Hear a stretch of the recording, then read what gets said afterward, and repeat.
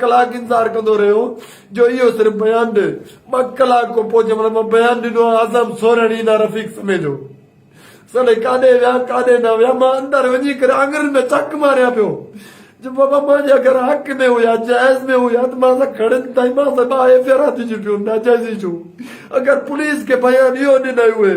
SHO साहब गुलाम हुसैन खरल साहब आहे रियाज सिलरो साहब आहे उनखे अगरि बयान सचो मीडिया वारा उनखे ॾिनई उनजा त ॿियो मीडिया वारो बि कोन हुयो सिर्फ़ु सिर्फ़ु सुहिणी साहिब उहे जो अगरि उनखे बयान उहो ॿुधाए न वञी करे त उहो मां त एफआईआर न करना।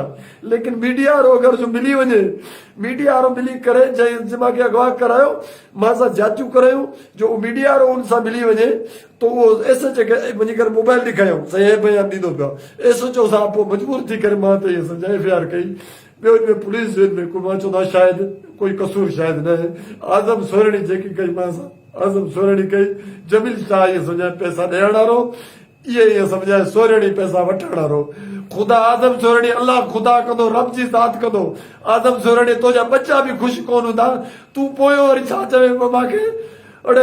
हथोड़ो समेझो थी वियो अथीको अड़े तूं बचेड़ जी जात ते पोयो कोविड में इहो लिखंदो में हथोड़ो थी अथीको अलाह कंदो तोसां बि बच्चा इहे रुलंदा जी मां बि त कांजो बचो हूंदुमि मुंहिंजी बि अम्मा आहे मुंहिंजा बि 2 न्याणियूं आहिनि नंढड़ियूं न्याणियूं 4 साल जो नंढड़ो आहे। ओ आज़म सोरणी तोखे ख़ुदा जी ज़ात ॿुधी हे आवाम जेकी दुनिया ॿुधण वारी आहे रब कंदो अलाह जी ज़ात कंदी तो कुत्ते ते यकीन भड़वे ते यकीन न कंदी मुंहिंजी झोली आहे तोखे झोली पुॼंदे आज़म सोरणी भोली जहिड़ी शक्ल थी क़ुर तोखे पुॼंदो मुंहिंजो अलाह जी ज़ात तोखे पुॼंदी नबी करीम सल्लल्लाहु अलैहि वसल्लम तोखे पुॼंदो तूं गंदो थी मरदे काथे इहे सम्झे कुत्ते जी मौत मरदे मुंहिंजी तोखे हे झोली आहे तूं मां नाहक जा बयान फिराए करे नाजाइज़ी करे तूं इहे सम्झे एसएचओ साहब खे उहो बयान ॾेखारिया वञी एसएचओ साहब तॾहिं मां ते एफआईआर कढी। एसएचओ साहब जी मूंखे का दुश्मनी कोन हुई एसएसपी साहब जी मां सां का दुश्मनी कोन हुई मीडिया जेकी ॾेखारींदी एसएचओ साहब खे उहो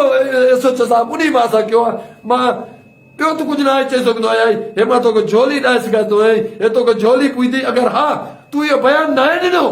बयान मां तूं हथ सां न आहे ॾिवायो मां कसम खाई करे चवंदो आहियां मुंहिंजा बच्चा 3 हिकु पुटु आहे 4 साल जो हिकु नंढड़ी आहे 6 साल जी हिकिड़ी 10 महीननि जी आहे। ख़ुदा पाक कंदो उन्हनि ते ई सम्झाए कार टुटंदो ना जो मां सचो आहियां हिननि ॻाल्हियुनि में ख़ुदा कंदो तो ते कार पुॼंदो तुंहिंजे बचनि ते कार पुॼंदो चंद रुपयनि ते विकिणण वारा तूं वञी करे इहो लफ़्ज़ बि न आई चई सघंदो सुहिणी साहब जो लफ़्ज़ चयो मां ख़ुदा जी ज़ात पुॼंदई तोखे बसि मां इहो ई चई सघंदो आहियां रब जी ज़ात पुॼंदई। महिरबानी।